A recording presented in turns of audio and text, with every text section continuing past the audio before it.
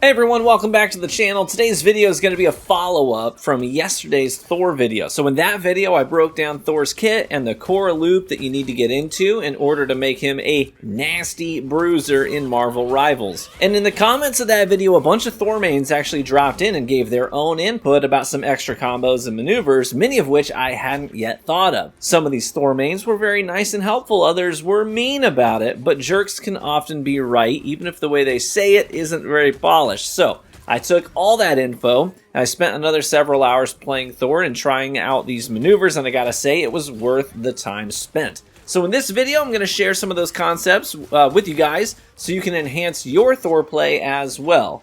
Thor play, I am now realizing that's really close to something else that's completely unrelated. Neither here nor there. I probably could have written that better. But anyways, definitely start with the first video if you haven't already seen it, because I won't be revisiting those basic concepts in this video. All right, let's get into it real fast. All right, so first things first. One of the things they were telling me about was that the hammer toss, this ability, right? You know, you chuck the hammer, yeet, and it comes back to you.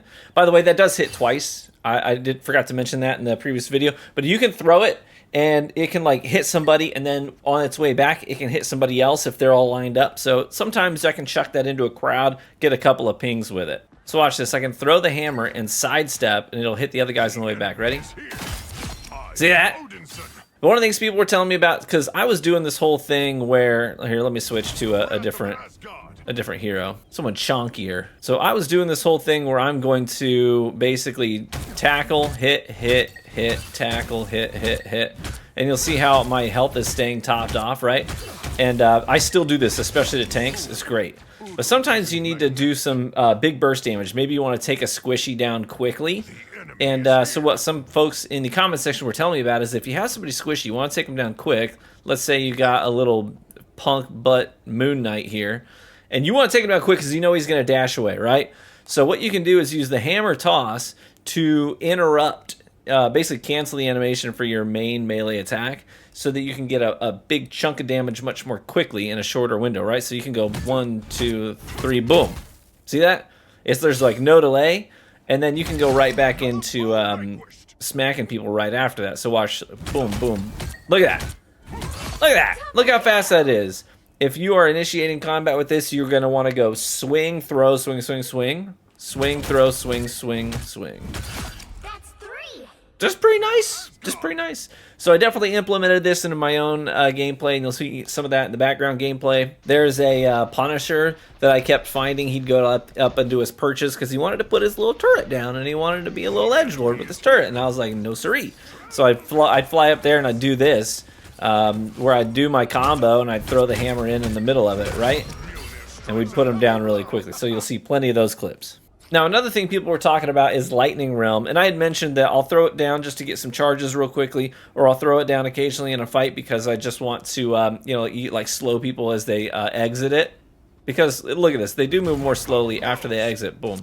See? Kind of stuns them. But one thing that people were talking about is just how it's nice to be able to get that free damage on them. When they leave the Lightning Realm, they're going to take an additional 40 points of damage.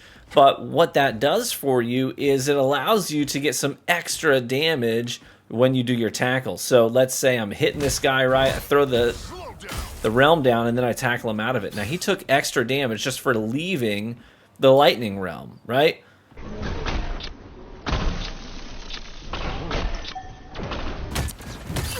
So it's just some free extra damage we're going to be able to do. It's also going to slow down enemies like we talked about earlier. So if I like fly into a crowd, right? If I fly into a crowd and then I throw this down and I just start hitting people and then tackle him out. You know what I'm saying? Like it's a lot of extra damage that adds up pretty quickly.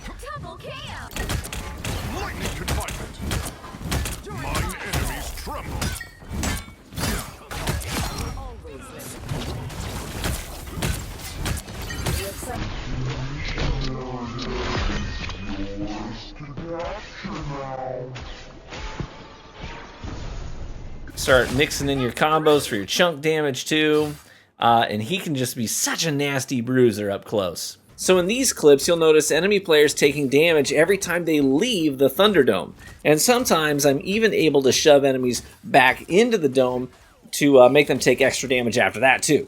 The last thing I want to talk about is taking full advantage of Awakening Rune. I was usually using this to burst down a tank or a high priority target before, but I matched a godly Thor this morning who kicked my butt because he was regularly dropping Awakening Rune into his duels.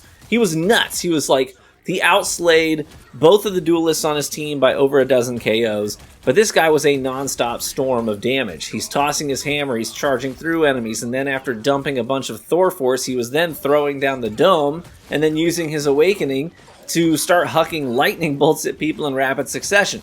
And because of how infrequently he was breaking his combos, he had a constant stream of blue HP. He also had a really good healer behind him. So I've been working a lot more on keeping Awakening in my core moveset as well, but I'm also trying to make sure that as I come to the end of the timer, I'm close enough to smack someone so I can get a Thor Force charge right back, so I can dash out of there very quickly. There's still a chance to stop them. Beholds the god of thunder! Double KO. That's 3. They got behind you. My need was great. An honorable foe, sadly.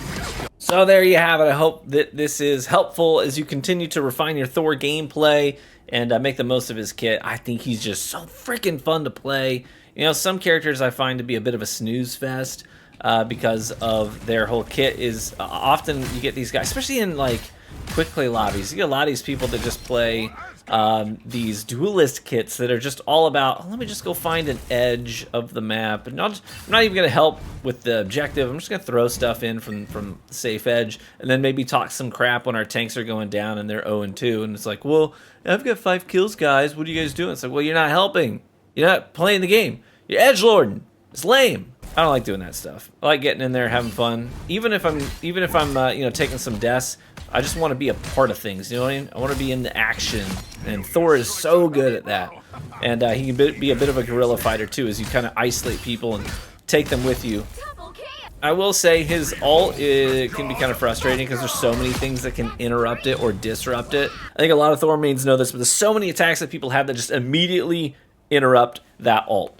Right? And there's other ults in the game that don't get interrupted. They can't be affected by, you know, their movement can't be disrupted when they're doing their ult. Thor's is not like that. With Thor's, if anything, like freaking Hawkeye's little melee ability, or if it's Penny Parker's little webbing, and you hit the button, you're like, here I go, and then they just immediately hit you with that, and it's over. You're like, well, I guess I'll die. Love that for me. So you got to be a little bit cautious about when and where you use his ult. I try not to use it on the entire mob, and I'll show some clips here too.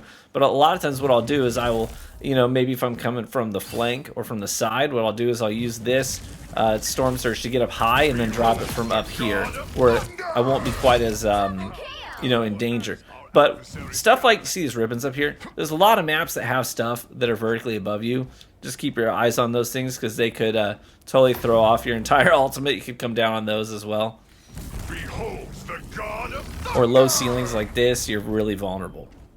Alright, those are the key maneuvers that I wanted to add on top of what we already talked about in the previous video. I hope all of these tips help improve your Thor game the way they helped my own. Best of luck out there, friends, and I hope you have great success in the new season of Marvel Rivals, which drops in just a couple of days. Be warm and well fed, my friends, and I do hope to catch you in the next one. Bye-bye.